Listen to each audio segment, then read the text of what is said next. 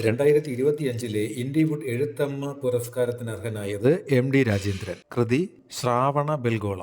സമഗ്ര സംഭാവനയ്ക്കുള്ള ഇൻഡിവുഡ് ഭാഷാ കേസരി പുരസ്കാരത്തിന് അർഹനായത് ശ്രീകുമാരൻ തമ്പി. നിർമ്മിത ബുദ്ധിയുടെ വികസനത്തിന് 4 മിഷനുകൾ രൂപീകരിക്കാനുള്ള IT നയത്തിന് അംഗീകാരം നൽകിയ സംസ്ഥാനം Keralam. Kerala AI mission, Kerala electronics and semiconductor mission, Kerala future tech mission, digital transformation mission.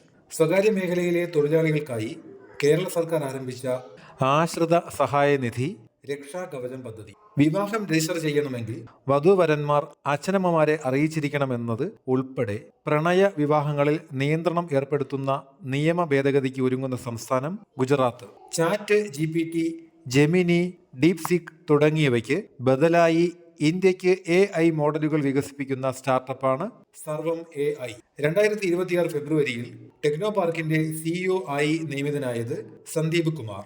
നിർമ്മാണ ധാതുക്കൾ, സെമി കണ്ടക്ടർ, നൂതന AI സംവിധാനങ്ങൾ എന്നിവയുടെ വിതരണ ശൃംഖല സുരക്ഷിതമാക്കാൻ ലക്ഷ്യമിട്ടുള്ള US-ന്റെ പാക് സിലിക്ക സഖ്യം സംബന്ധിച്ച കരാറിൽ 2026 ഫെബ്രുവരിയിൽ ഒപ്പുവച്ച രാജ്യം ഇന്ത്യ.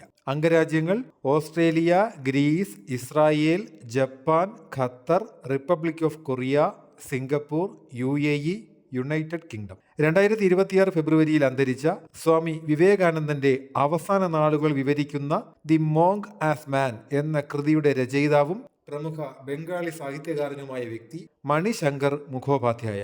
ശങ്കർ എന്ന തൂലിക നാമത്തിലാണ് ഇദ്ദേഹം അറിയപ്പെടുന്നത്. കേന്ദ്ര സാഹിത്യ അക്കാദമി അവാർഡ് ഇദ്ദേഹത്തിന് 2021 ലഭിച്ചിട്ടുണ്ട്. സത്യജിത് റേ സിനിമയാക്കിയ അദ്ദേഹത്തിന്റെ കൃതികളാണ് സീമാബദ്ധ, ജന, ആരണ്യ.